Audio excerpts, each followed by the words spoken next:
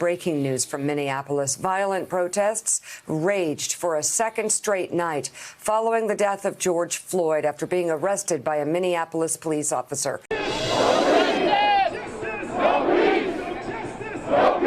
The nation erupted into scenes of chaos, violence, and widespread destruction into the early morning hours. In the wake of the deaths of George Floyd, Ahmaud Arbery, Sandra Bland, and so many others, one artist reminded us to look to our past to understand our present. Artist Brian Washington is an internationally known artist and award-winning attorney. Despite challenges, Brian went on to complete The Continual Struggle, The American Freedom Movement and the Seeds of Social Change, a 13-year exploration and education of the inequities suffered during the fight for civil rights in America. A chance encounter with Al Washington, Brian's dad, and the CEO of Fifth Third Bank, Greg Carmichael, birthed a new community-based partnership throughout the bank's national footprint. Greg Carmichael invited Al and his son Brian to make a presentation to he and his senior staff about the vision for the continual struggle and how this could work in banking. Through a lot of dialogue and presentations, the mutual strategic partnership developed because visionaries Greg Carmichael and senior executive Brian Lamb, along with Brian and Al, came up with an innovative idea to connect banking through art. And we started talking about the challenges we're faced with, okay, in our country, our great country, and racial equality, and how do we really do something different? If you want a different outcome, you got to do something different. And he started sharing with me about Brian, his son, and what they were doing to make a difference, and what Brian's paintings meant, and drawings meant. And we just had that conversation. I said, I got to see more. Art speaks 1,000 words with one painting. Well, and that's a visual truth. The continued struggle was already touring residential libraries and museums, and the impact of the exhibition was growing. So with banking, people of color have always had a distrust.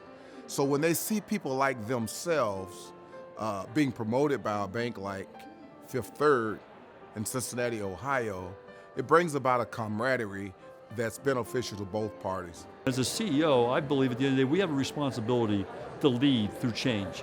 You know, not to just check a box, not to be woke or whatever we want to do. It's really to drive change, and that's what this is all part of. You know, how do we get people to think differently? How do we get people to understand that we do have biases? How do we get beyond those biases to make this country a better place? An event like this in Cincinnati, Ohio, it serves as a microcosm of America. And what I mean by that is if we can take this template to various cities across the country and people see themselves in places they've never seen themselves before, it's no different than going to a high-end hotel where you see pictures of yourself. It gives you an entirely different image, not only about the picture, but the business itself. Elevating Fifth Third's commitment to diversity, equity, and inclusion even further, Brian's artwork was positioned in the atrium of the company's newly renovated corporate headquarters. I have been fortunate to get to know Brian a bit over the course of the past several years through the extended partnership that we have had here at the bank. And I also get to enjoy Brian's work every morning because it hangs in the atrium of our building. Brian's work is so evocative to me, whether it's the swirling of the clouds or the creases you see on the hands and otherwise. It's just imbued with emotion. And at least for me, it really challenged me to think about the experience of the people that came before and played such a prominent role in the civil rights movement.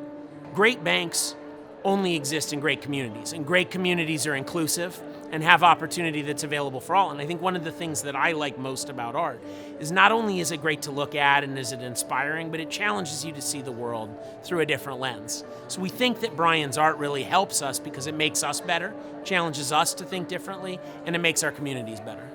This community-based partnership that was started with the question, what if, has been answered and proven to be a way to bring diverse perspectives together to reach a common goal. It made me very proud when we looked around and we thought about the term, diversity, equity, and inclusion, because we had almost every ethnicity here tonight seeing America through a different lens, and it made me very, very proud.